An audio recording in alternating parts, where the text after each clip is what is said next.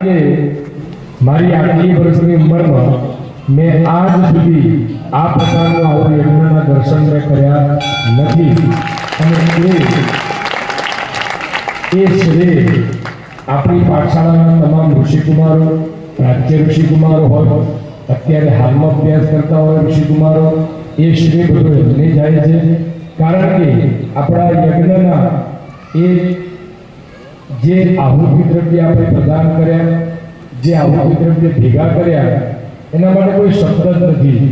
કારણ કે આટલા બધા દ્રવ્યો ભેગા કરવા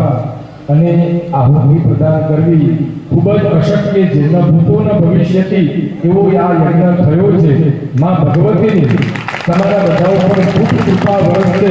અને તમારી જે કંઈ પણ મનોકામના છે એ આ એક વર્ષની અંદર માં ભગવતી પરિપૂર્ણ કરશે એવા આશીર્વાદ